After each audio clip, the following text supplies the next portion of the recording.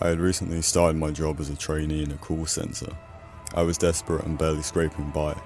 My student bills were taking a toll on my life, and the part-time job at the college library wasn't enough to meet my financial needs. The call centre had a high employee turnover, which initially made me sceptical, but the pay was excellent, so I was thrilled to get the job. It was an easy task. The company was still relatively new, so we didn't get many phone calls. It had just been a week since I started, and I didn't know many people besides my manager Jessica, who insisted on me calling her Jess. One night, around 9 PM, I was lying in bed when I got a call from Jess. She was patient and cooperative, but extremely strict regarding working hours and shifts. I usually don't pick up work calls after 8 PM, but Jess repeatedly called me over and over again. I thought there must have been something urgent, so I picked up the call. Before even saying anything, Jess straight up told me there was an emergency at the office, and she wanted me to take the overnight shift that day. I was quite surprised that she gave me such short notice. I was pretty reluctant and kept quiet for a few seconds, until Jess blurted out, "You'll get paid extra." I said okay. I needed the money and didn't want to risk my job. After all, it hadn't even been a month since I joined.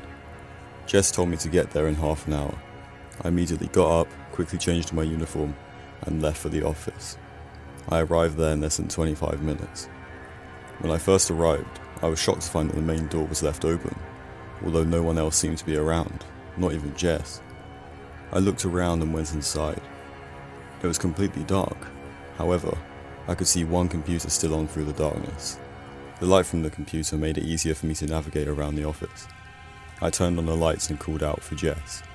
No one answered. I felt very strange. It was the first time I'd been alone in the office.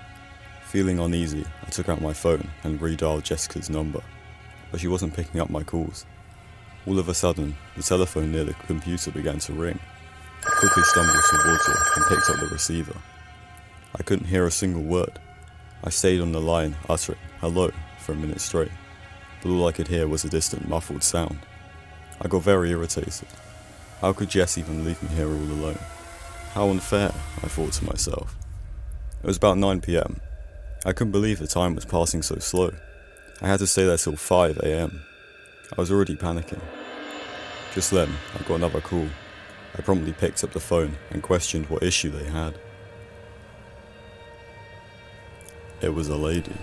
She wanted to ask why her browser wasn't supporting that particular website. What a silly issue, I thought. Without thinking anything, I asked her for the link to the website. I relentlessly typed whatever she told me. I could see whatever she asked me to type up show in the suggestion below, which meant that someone had entered that site prior. I was too bored to give it much thought, so I opened the site. But as the website opened, the colour drained from my face. I had entered the dark web. I'd never been on the dark web before. Do you know it's illegal to? Just as I completed my sentence, the customer hung up the phone. I was all by myself once again. The website captivated my attention.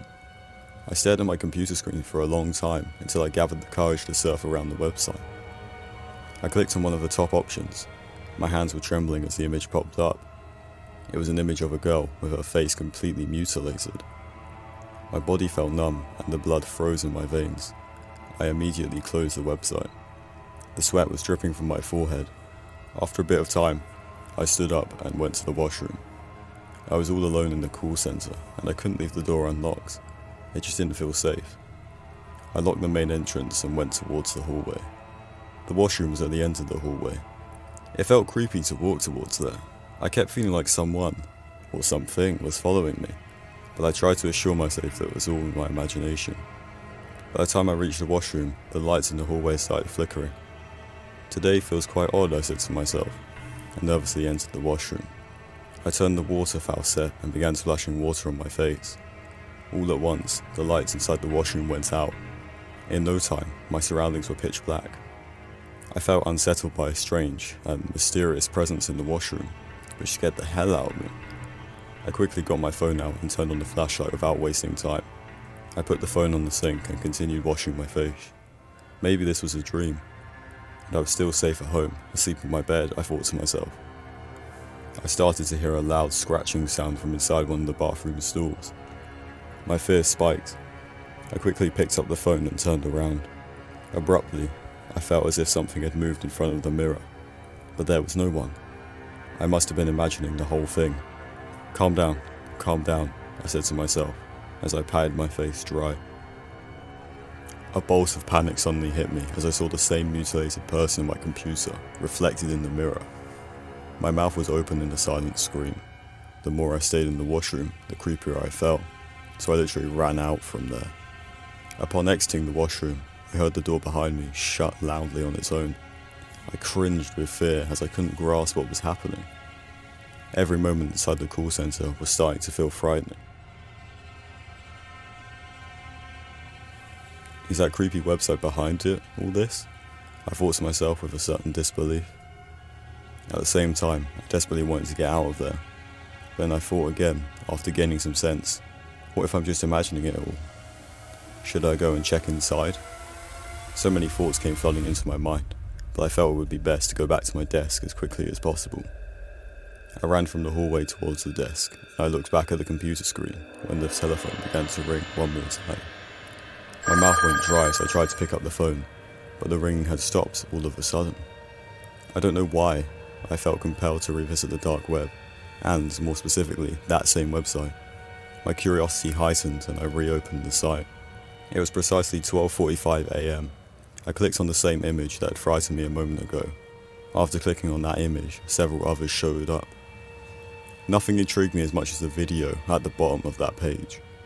I quickly clicked on it.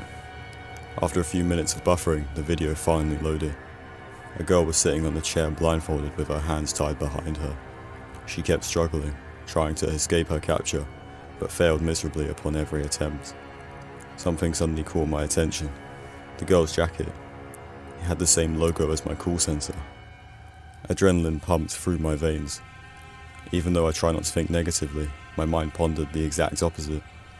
I kept my eyes glued onto the girl's jacket. After a few minutes, I realized I was right. The girl was indeed wearing the same jacket as me. I got chills down my spine. All of my instincts were to run, but I couldn't. Instead, I just sat there and stared at the computer screen, frozen with fear and disbelief. What the hell is happening? I murmured beneath my breath. A few seconds passed, and another person appeared on the screen. It was also a lady. She showed her back and fiddled with something inside her pocket. Unexpectedly, she took out a knife from the pocket and poked at the blindfolded girl's throat. The sharp knife pierced onto the girl's throat, and thick red blood gushed out of her neck. The girl's legs quivered in pain, but the lady kept gliding the knife down the girl's body until she stopped moving. Then, all at once, the lady turned towards the camera. What I saw shook me to the core. The lady was none other than Jess. Yes, my manager, Jessica. My heart hammered inside my chest. I couldn't believe what I was witnessing. There was no way that Jessica would do this, I said to myself. However, before I could think of something more, I heard someone banging on the door relentlessly. It was now 1:30 AM. Who could it even be at this time? I thought. It didn't matter, as I was too terrified to move. I was sure something was fishy, although I felt relieved when I remembered the door was locked and began to hide underneath the table. The pounding on the door grew louder and louder and continued to escalate until the individual finally busted the door open. I covered my mouth with both my hands, trying to mute any noise coming from my nose or mouth. From underneath the table, I could see legs walking towards me. I gulped as I was sure this person had seen me, before slowly walking towards the hallway. I peeked out from underneath the table to ensure that they were gone. When I looked out, it was looking back at me, standing tall with its wide red eyes set on mine. As I glared into it my eyes, its mouth stretched open into a disturbing smile as wide as its face, revealing its sharp and rotten teeth. The room was so dark that I couldn't quite figure out who that was. I was sick with fear. I somehow regained my strength and concluded that I needed to call Jess. With my shaky fingers, I began dialing the number. Something bizarre and creepy was happening. With every dialing of each number, the person on the screen was moving towards me. When I dialed the last digit of Jess's number, the person appeared an inch away from my face. I became frantic with fear, dropped my phone on the ground and turned to the screen. What I saw haunts me to this day. I saw this person abruptly laughing hysterically at me. Just then, this thing put his hand inside its pocket and took something out. It was the same sharp knife, just like I saw before. Fear pulsated through my veins as I watched the being lift the knife into the air. The light reflected on the strange being's face. I was frightened down to the soles of my shoes. The person in front of me was none other than Jess.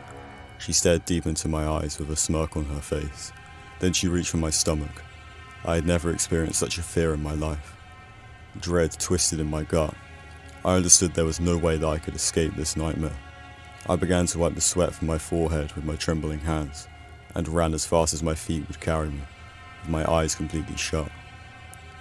After a few seconds, I opened my eyes and noticed that Jess was gone. I ran towards the entrance door and tried to push it open with all of my might. But it was not enough. I was somehow locked in from the inside, and I couldn't unlock it. I rapidly banged on the door, hoping it would open, but it didn't. Suddenly, I started to feel a tight grip on my left leg. As I kneeled, I realised it was Jess once again. Her eyes were wide open, and so was her mouth. She was lying on the ground with her hands clasped around my left leg. Blood was dripping from her rotten mouth onto the ground. An uncomfortable premonition of fear permeated my senses. Upon gathering great courage, I pushed Jess aside with my bare hands. She fell to the floor while giggling uncontrollably. It's like she knew what my destiny had planned for me. My hands felt cold and clammy. Soon after, Jessica got up and pushed me to the ground. I collided on my back harshly. She then roughly dragged my body towards an empty room, proceeded to tie me to a chair, blindfolded me, and then I would become her next victim on the dark web.